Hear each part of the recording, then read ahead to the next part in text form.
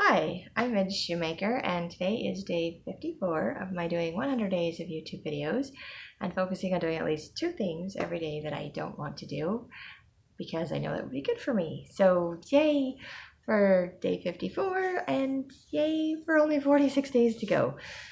Okay, I will get through today.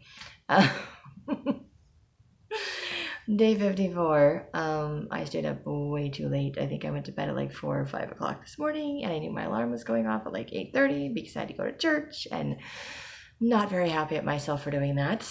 Not very happy at myself for doing that at all, but I was supposed to meet with somebody at church. I was supposed to meet with 2 people at church, actually. So I felt like I had to go, even though I didn't feel good. And I think I made my headache worse because I didn't sleep, which was dumb of me, but that's what I did anyway.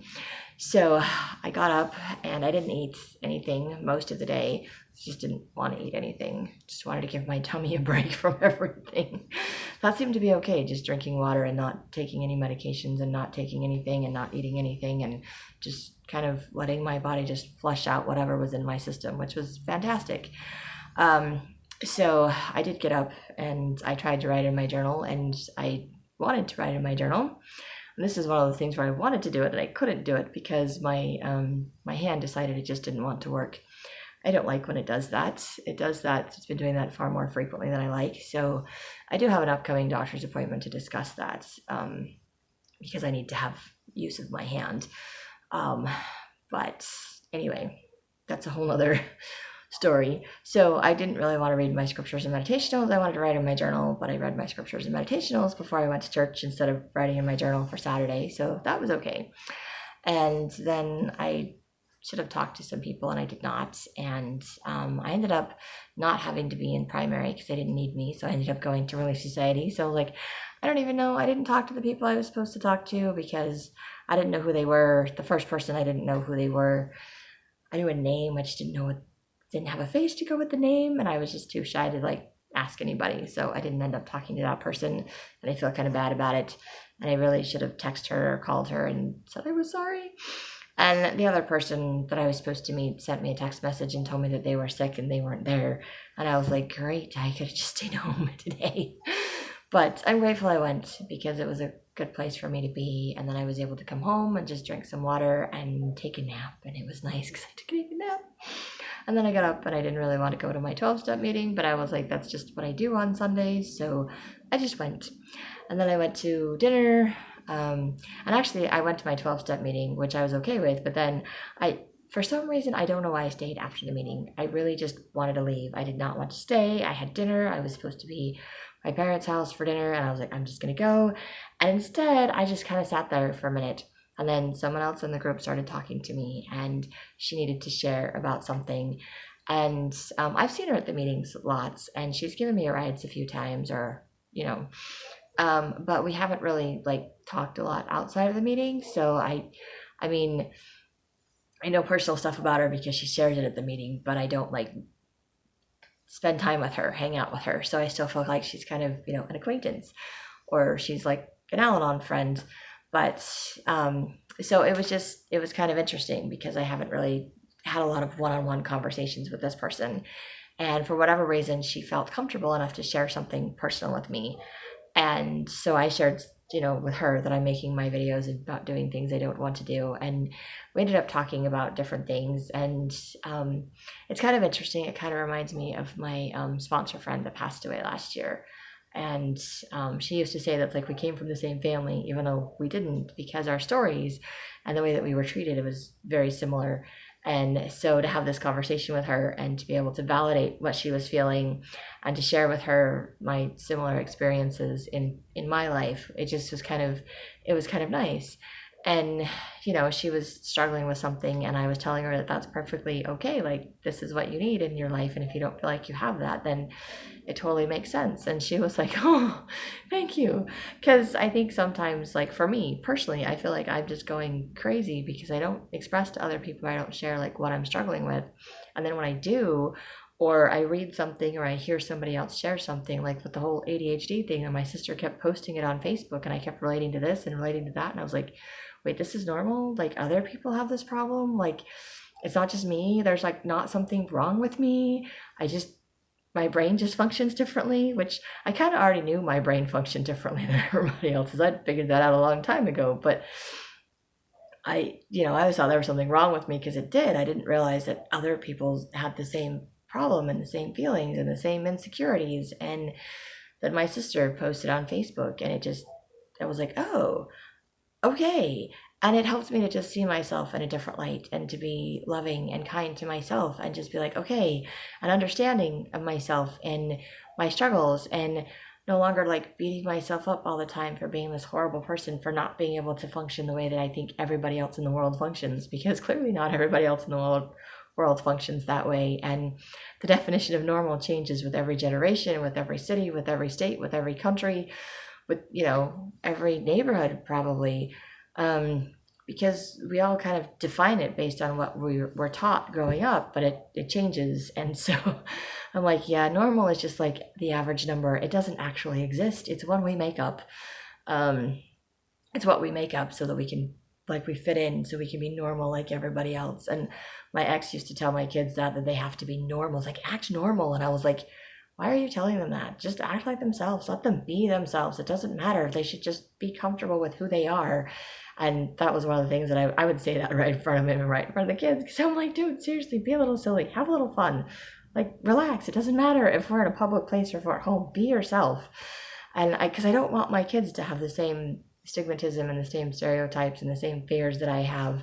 They kind of do anyway. But I don't want them to. So it was just, it was kind of eye-opening and a little bit of a reminder to me when someone else was asking me something and then I was sharing. I'm like, oh yeah, this is what happened to me. And I totally understand what's going on. And this is like a totally normal way to be feeling. And this is what you need. And it's okay. And she was kind of like, yeah, you could just see the relief. You could feel the relief. And it was really nice because here we are talking for like half an hour. And I'm like, I'd already texted my mom to find out what there's dinner because I didn't want to make dinner because I haven't done dishes since I baked cakes in my kitchen, and my kitchen is a disaster area. It's not really a disaster area. It's just all my pots and pans and my big mixing bowls are all dirty, so they just take up more space, and I just haven't washed them. So I need to wash them so that I can have my counter back. So I was just like, I don't really want to make food, and I'm kind of running out of food and waiting for payday. So free food at mom and dad's house, totally doing that. So here I am like over half an hour after my meeting, and I was like, great, and dinner's already started, and I don't want to show up to dinner late, but I'm going to go to dinner anyway because I'm hungry. I haven't eaten all day, and I actually felt better after I finally had food in my system, but it was food that I wasn't allergic to and food that I didn't have any reactions to, and I think it was good that I gave my body the break for the day. Anyway, so it kind of just helped me to all around feel better, which was fantastic. But it was really interesting because here I thought I was running late for dinner, and sometimes they start right at 5:30, and it was after like 6:15 when I showed up. I'm thinking, well, there you go. I'm going to be late, and hopefully there's food left over that I can still eat. And instead I showed up just in time to say the blessing on the food, and I was like, great, I'm on time for the blessing. So I was grateful for that I got to just be part of the big family meal. And I didn't stay and help clean up because I still just wasn't feeling 100%, and because I wanted to go to bed early, which I did not do because I know I had to get up early for work. So I need to get in the habit of going to bed early, which I still struggle with going to bed early. I really still just struggle with going to bed early. Like, the hardest thing for me. I don't know why that is. It's like I have some kind of mental block or aversion to going to bed early. And I still didn't take my ADHD medication, which I know that the extended release, when I took the 27 milligrams, I actually would crash and I could sleep at night, and it was fantastic. But when I cut it in half, it helped a little bit going to bed earlier.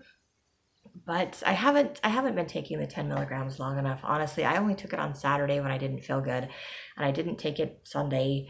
I didn't take it at all. So I was like, I don't really know how my body reacts to that. I just know Saturday that it didn't help me to go to bed.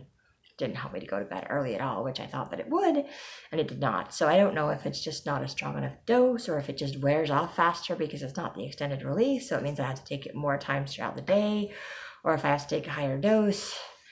I hate trying to figure out medications. So, of course, I have nothing in my system because I didn't take anything Sunday today. Nothing today. So, can't help me.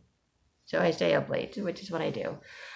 So, I will learn. I keep telling myself I will learn.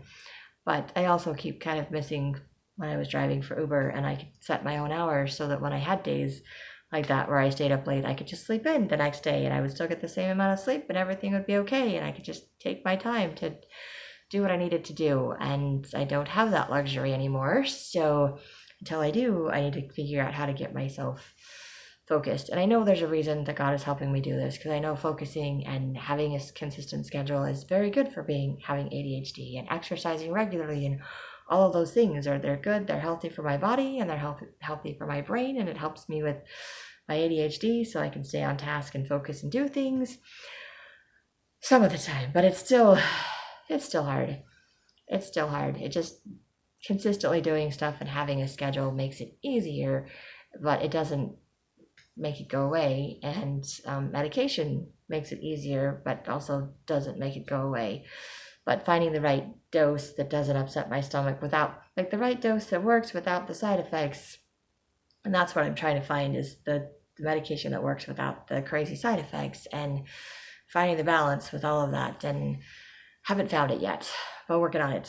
We'll get there, or we'll give up at some point and just accept that I'm insane. I don't think I'm actually insane. Maybe a little bit on the crazy side, and definitely just kind of outside the box, because I've always been outside the box. I just need to learn how to function in the box for my job. And it's okay to be outside of the box for other things. I just still need to be able to get stuff done, like cleaning and all the mundane, boring stuff that I don't like to do. So more fun things. But anyway, in spite of how I was feeling today, I took a nap, I had dinner, I felt better. I went to a meeting, I stayed late and talked to a friend, and I felt better. So, and I went to church because I thought I was going to take care of some things and meet some people, and none of those things happened, which is not what I was expecting, but I still went even though I didn't want to, because I knew it was the right thing for me to do. So I'm learning slowly but surely, and eventually I will get my wrist to work and I will be able to journal, and that will be fantastic too. Because I just need to get stuff out of my system. I need to get rid of my anxieties. And making my videos and writing in my journals help to get rid of my anxieties. So when I don't want to do it, or I don't do it, then I am more anxious. So this is another reason to do my videos. This is my therapy. It's therapeutic. It's medication for me. I don't know how much medication it is for any of you watching these videos, or how helpful it is to any of you watching these videos, but I do thank you for listening to me and my ramblings and my crazy, and for helping me to feel better, and for being my therapy. So that's all I have for today. If you like these videos, you can hit like, subscribe, share with someone else if you think they'll like it too. And I hope you have a great day full of gratitude, and maybe find one or two things you don't want to do, but you know it'll be good for you.